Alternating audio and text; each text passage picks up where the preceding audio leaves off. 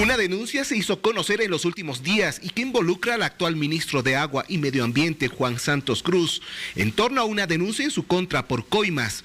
Un presunto exfuncionario de esa cartera de Estado y que trabajaba, dice, al lado del propio ministro, realizando la organización de las adjudicaciones por obras, fue el que denunció el hecho. Desde aproximadamente el 2021 hasta la fecha, este mismo denunciante asegura que recaudó alrededor de 19 millones de bolivianos por concepto de coimas por adjudicaciones. Dice que la primera adjudicación fue ese mismo año y se trataba de un proyecto de alcantarillado en el distrito 6 de Viacha, donde supuestamente el ministro le pidió un 8% de coimas a la empresa adjudicataria, pero asegura que él se negó.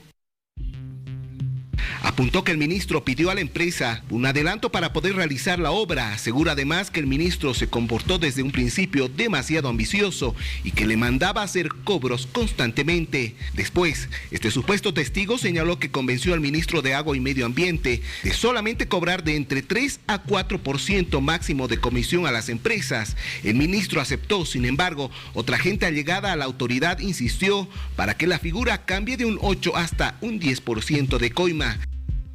Esta primera obra de alcantarillado en Viacha, en el distrito 6, en otras palabras, la primera coima llegó a más de 2 millones de bolivianos, que la empresa adjudicataria tuvo que cancelar al Ministerio de Agua y Medio Ambiente.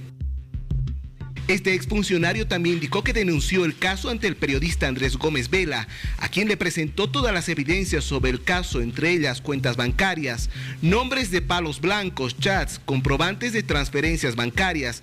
También dice, denunció este caso a la viceministra de Transparencia. Supongo que al ver que no pasaba nada, que no confía en el Ministerio Público.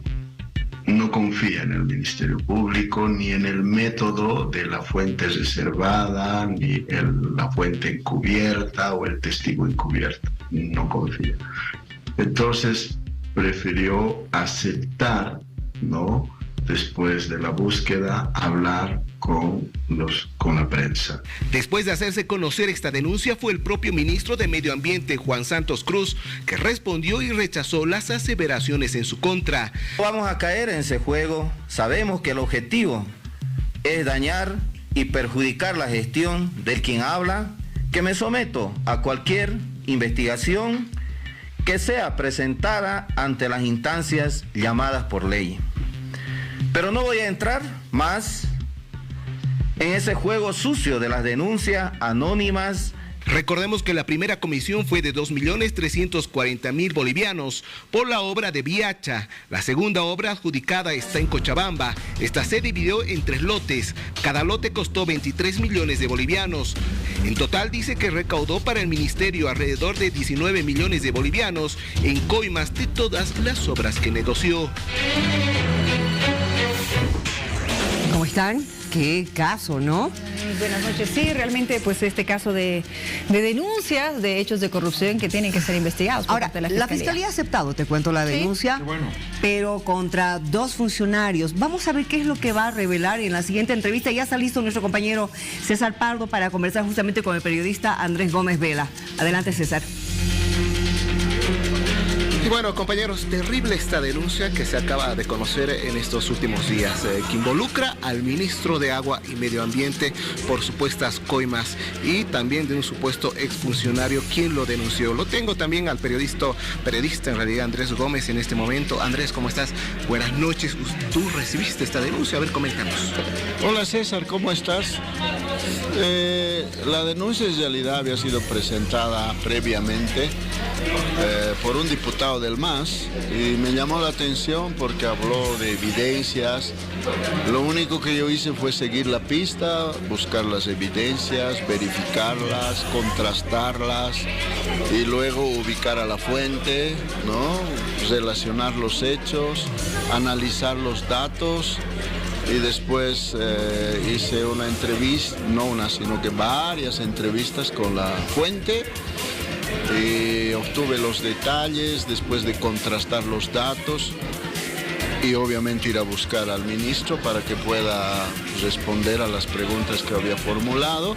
Publiqué, ¿no? Y entre los datos que me enteré después de haber visto es que, al menos según la fuente, es que ha recaudado por concepto de coimas, alrededor de 19 millones de bolivianos por varios contratos, ¿no? Por varias obras que ha licitado el Ministerio de Medio Ambiente y Agua. Perfecto.